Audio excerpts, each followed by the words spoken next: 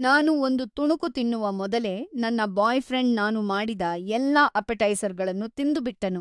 ನಾನು ಇಡೀ ಸಂಜೆ ನಮಗಾಗಿ ಪೂರ್ತಿ ಡಿನ್ನರ್ ತಯಾರಿಸಿದ್ದೇನೆ, ಅದರಲ್ಲಿ 8 ಜಲಪೆನೊ ಪಾಪರ್ಸ್ ಕೂಡ ಇದ್ದವು.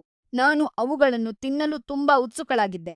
ನಾವು ಸಿನಿಮಾ ನೋಡಲು ಕುಳಿತೆವು. ನಾನು ಸರಿಯಾಗಿ ಕುಳಿತುಕೊಳ್ಳುವಷ್ಟರಲ್ಲಿ ಅವನು ಇಡೀ ಪ್ಲೇಟ್ ಖಾಲಿ ಮಾಡಿಬಿಟ್ಟಿದ್ದನು. ನಾನು ಒಂದು ತಿನ್ನಲು ಕೈ ಚಾಚಿದಾಗ ಅಲ್ಲಿ ಏನೂ ಇರಲಿಲ್ಲ. ನನಗಾಗಿ ಒಂದನ್ನೂ ಏಕೆ ಉಳಿಸಲಿಲ್ಲ ಎಂದು ನಾನು ಕೇಳಿದೆ. ಅವನ ಉತ್ತರವೇನು, ನಿನಗೆ ಬೇಕೆಂದು ನೀನು ಹೇಳಿರಲಿಲ್ಲ. ನಾನು ಆಶ್ಚರ್ಯಚಕಿತಳಾದೆ. ನಾನು ಇಡೀ ಊಟವನ್ನು ನಮ್ಮಿಬ್ಬರಿಗಾಗಿಯೇ ಮಾಡಿದ್ದೆ.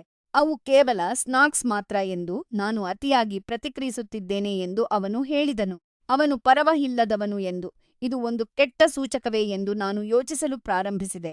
ಆದರೆ ನಾವು ಈ ಬಗ್ಗೆ ಮಾತನಾಡಿದೆವು. ಅವನಿಗೆ ಅವುಗಳೆಂದರೆ ತುಂಬಾ ಇಷ್ಟ ಎಂದು ನನಗೆ ತಿಳಿದಿರುವುದರಿಂದ ನಾನು ಅವುಗಳನ್ನು ಕೇವಲ ಅವನಕ್ಕಾಗಿಯೇ ಮಾಡಿದ್ದೇನೆ ಎಂದು ಅವನು ನಿಜವಾಗಿಯೂ ಭಾವಿಸಿದ್ದನು.